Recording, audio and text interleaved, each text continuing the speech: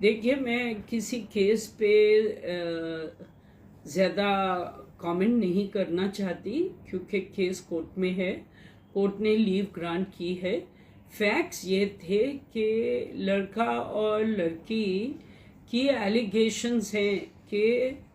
लड़की की एलिगेशंस हैं कि लड़के और उसमें संबंध हुए और this relationship is before marriage, and there are many cases which come to the courts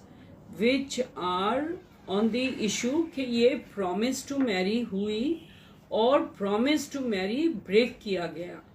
तो इस पे सुप्रीम कोर्ट और बॉम्बे हाई कोर्ट की दो बहुत अहम जजमेंट्स हैं, और अभी हाल ही में मेरे ख्याल जस्टिस धूलिया के बेंच की भी एक बहुत अहम जजमेंट है। उसके पहले भी बहुत ही अहम जजमेंट है सुप्रीम कोर्ट की कि अगर तुम्हारा रिलेशनशिप जबकि तुम मेजर हो खराब हो जाए और अगर किसी ने तुम्हें शादी प्रॉमिस भी की हो या ना प्रॉमिस की हो, ये एक बहुत ऐसा ग्राउंड है जहाँ दो व्यू पॉइंट्स हो सकते हैं। क्योंकि ये भी हो सकता है कि आपकी दोस्ती एक दूसरे के साथ थी, आप ग्रोन अप हैं, आप अडल्ट हैं, आपको मालूम होना चाहिए कि आप क्या कर रहे हैं, और अगर उसके बाद आगे बात नहीं बढ़ती, और कोर्ट ने 2-3 उदाहरण उस टाइम दिए जिसमें लोगों की रिलेशनशिप्स खराब हो गई थी और किसी भी, चाहे दुख से, चाहे रिवेंज से, चाहे फॉल्स होप से, चाहे जेन्युइन होप से, लड़की ने she could not go ahead with the marriage, लड़का could not go ahead with the marriage, कोई भी एक उसको तोड़ दे, तो इसमें ये नहीं होना चाहिए कि उसको एक रेप का स्टिग्मा बनाया जाए।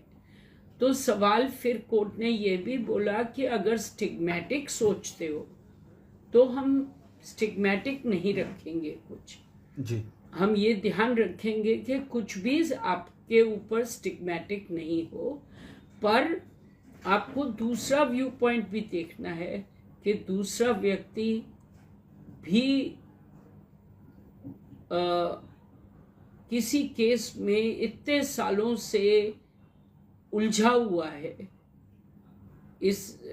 ये केस की तो मेरे को लग रहा है खाली 2-3 साल पुराना केस है, पर 2-3 साल में भी आदमी को बेल करानी होती है। फिर कोर्ट ने, उत्तराखंड हाई कोर्ट ने उनको अक्विट कर दिया, ये होल्ड कर दिया कि इसमें जो लड़का था और लड़की थी उनकी रजामंदी उनको लगती है। कभी कभी एक पीछे ही हाल में केस था जहां लड़की 3 आउट ऑफ स्टेशन जगहों में लड़के के साथ गई, तो कोर्ट ने कहा तुम दिल्ली से बाहर जा रहे हो, तुम उत्तराखंड से बाहर जा रहे हो, तुम अपने जिस भी शहर से बाहर घूमने को जा रहे हो, रह रहे हो, फिर तुम्हारे संबंध हो गए किसी भी उस 2-3-4 विजिट्स में, तो फिर आपको ये कहना कि ये एक प्रॉमिस टू मैरी था और प्रॉमिस टू मैरी के कनेक्शन में हमारे संबंध बने, ये एक सही बात नहीं होगी कि आप इसको क्रिमिनल केस का कलर दें। देखिए, क्रिमिनल लॉ में क्रिमिनल इंटेंशन बहुत ज़रूरी है कि तुम्हारा उस वक्त क्या इंटेंशन था। अगर तुम्हारा लड़के का फॉर एग्जाम्पल इंटेंशन जेन्युइन था और कोई कारण में बात नहीं बनी, या तुम दोनों का इंटेंशन था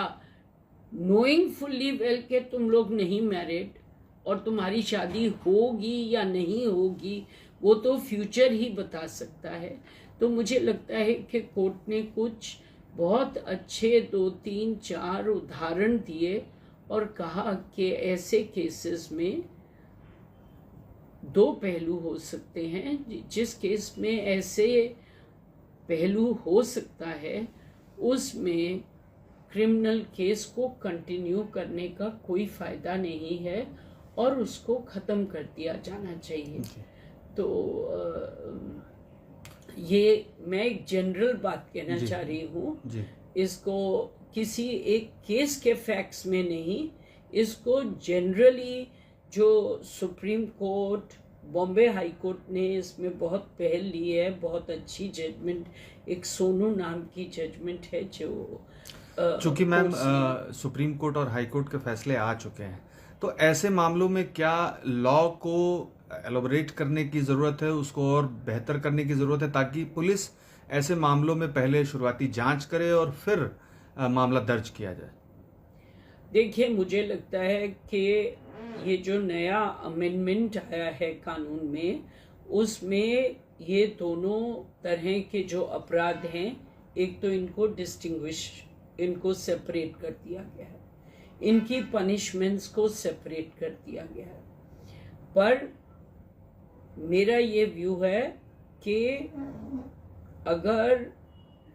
कोई व्यक्ति, और ये फैक्ट बेस्ड होगा,